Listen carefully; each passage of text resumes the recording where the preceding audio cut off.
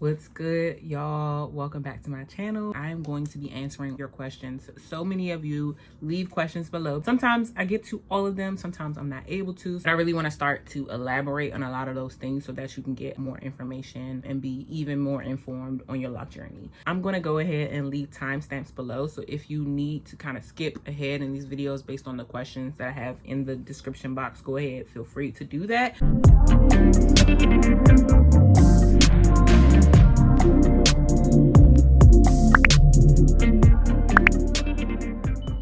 So I have some really good questions today. I really want to make sure that I don't keep you too long, but I want to answer these questions thoroughly. If you do not know who I am Courtney Grayton. You can check out all of my other videos about lock care. I'm a loctician, I'm a natural hair stylist, and hair care educator here on YouTube and just every day. And let's go ahead and get right into it. So this question is from Tylinda. I'm going to put it on the screen and I'm also going to read it.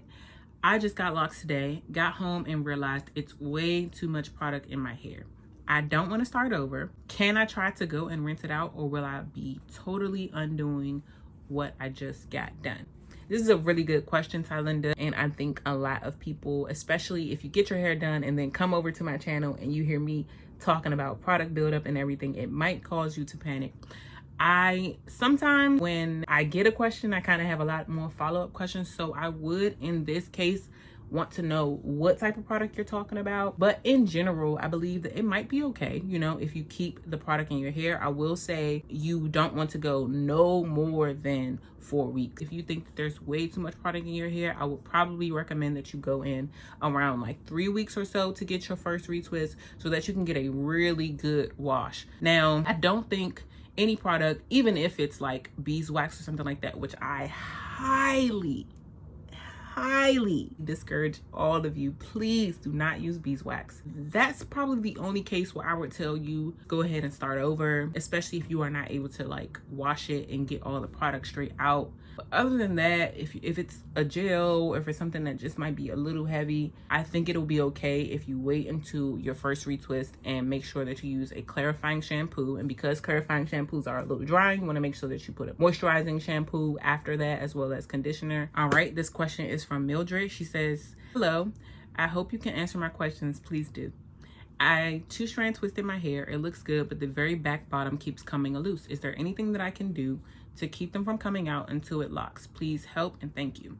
This is actually super common. Even with my clients, a lot of times they'll come back in and the first or 2 rows are just completely undone. That can be because a lot of times the hair at the back of our neck is a little looser, so it's more prone to unraveling. And also a lot of friction happens back here. You lay back there, you got shirts, or you put, especially now, scarves and things like that, kind of rubbing up against that area. A lot of things can make it unravel. What I typically do for my clients is I tell them not to worry about it. Every time they come in, I put the twist back in, and eventually it starts to bud, it starts to tangle a little bit, and it just stops coming out after a while, after it starts to bud and tangle on itself. What I make sure not to do is detangle it. A lot of times, even if it unravels, it's still kind of tangled together. So I make sure to keep most of that together because that's how that budding is going to happen. And then I just go in, kind of clean up the part and retwist it or coil it or whatever the case may be. But for the most part, you will be fine.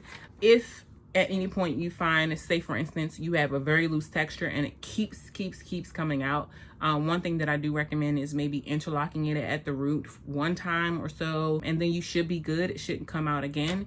You can also keep your hair in a style for about 4 weeks. So if you get your hair done, get it in a style, don't take the style out until you get it done again. For the most part, it will be fine if you just kind of keep putting them back in until it starts to bud a little bit.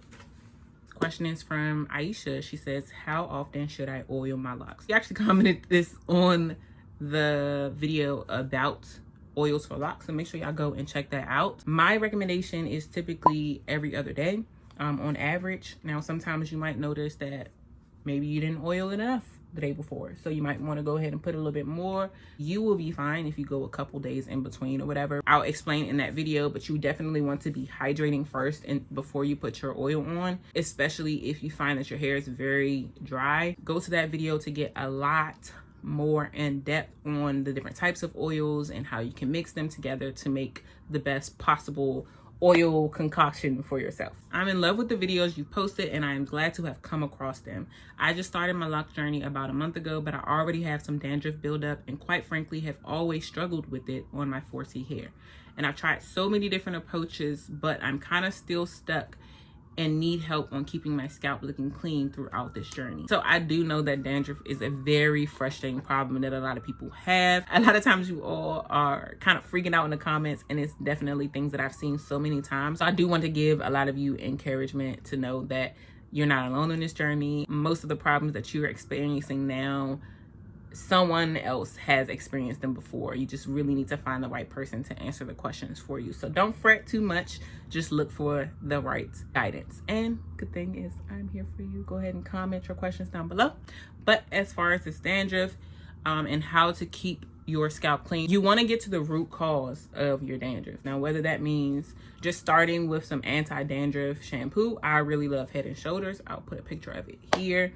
I really love Head and Shoulders. It works for most of my clients. I use it on my clients, and a lot of dermatologists recommend it as well. So if you use something like Head and Shoulders, which typically gets the job done and it does not help to completely cleanse your scalp and prevent it in the future, you definitely want to start to look at your diet and talk to a dermatologist. My clients, I'll talk to them about how much sugar they're eating, how much like bread and stuff like that they're eating, white bread especially.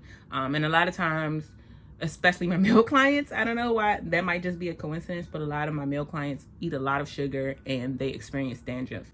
I have 2 clients that I'm thinking about right now who have very severe dandruff, and as soon as I talk to them about limiting the sugar intake, their dandruff issues are decreased tremendously. It could be that your hair is just extremely dry, so your scalp is trying to overproduce oil in order to combat the dryness that you experience. And in the oil for Locs video, a lot of those oils I also mentioned are really good for fighting dandruff. They're antifungal, antibacterial. If you have the luxury to go to a dermatologist, that might be your best bet. So yeah, I really hope that helped. Definitely, if you have any other questions about dandruff, you can go ahead and leave that below.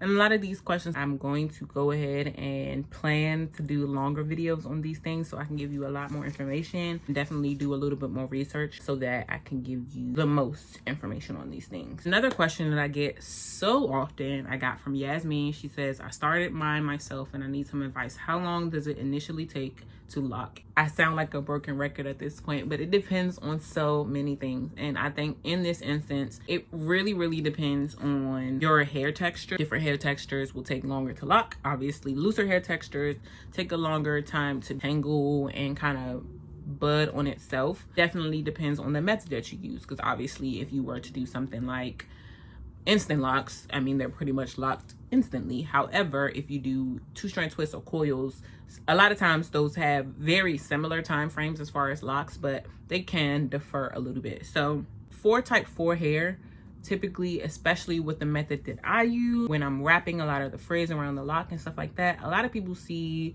their hair locking to the point where they can like wash it at home themselves and stuff like that. They'll see that locking happen within like month 4 or so. Sometimes it happens a little sooner, sometimes it happens a little longer. But for looser textures, you can expect for it to be even longer than that, 4 to 5 months on average. 2 more questions. I'm going to answer this one and then one more. Barbara says, hey Courtney, can you give me some information on instant locks with relaxer? I mean, the process would be pretty much the same, doing a lot of back combing to tangle the hair and then crocheting it. The thing with relaxer is that you're going to have straight hair at the end, but your hair that's going to grow in, it's obviously going to be curly. I don't know your hair texture. In your picture, it definitely looks like tighter C or like maybe 4A or 4B. I could be wrong, but that's what it looks like to me. So your hair is going to grow in a lot curlier, obviously, than your relaxed hair. What you really want to make sure to do is create your parts based on how your hair is going to expand when it's curly and growing in. You want to make sure that you are thinking about the long term when you're starting your locks. So because you're starting with relaxer, I'm 100% sure that you're not going to be relaxing your hair anymore. So your hair is going to grow in a little thicker at the root, and it might actually, when you're getting like palm roll, I'm just going to assume that you're getting palm roll. I say that's the most common method of maintenance. Your hair is going to expand at the root, so most likely your locks at the end are going to be just a little bit thinner than it growing at the root, and that'll be up to you whether you or not you want to start to trim that over time. But I would say those are like the main things. Instant locks with relaxed hair, the process is going to look a lot like videos where you see Caucasian people or people with straight hair, Asians, whoever, get their hair instant locked.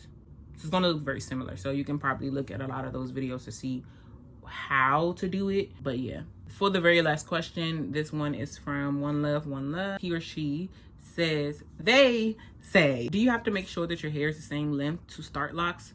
The top of my hair is short, but the sides are much longer. Because they said the top is shorter than the sides, that kind of let me know that there might be some damage up here.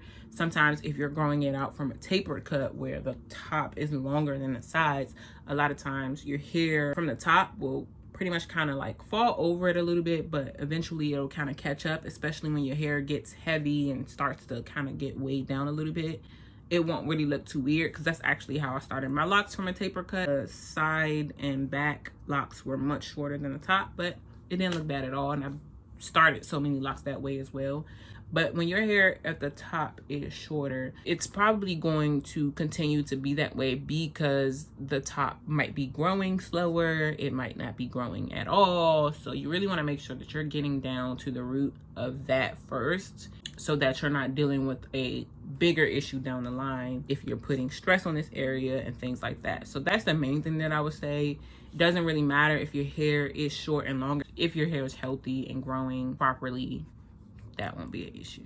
So that's all for the questions I have today. If this is a video that you like, I will continue to do this. I love reading your comments. A lot of you kind of just leave love down there, and I love that as well. Continue to do that. I read it. It really warms my heart and it keeps me going on here. I would love to continue to do these videos, maybe even make it a series. I'm all down for it.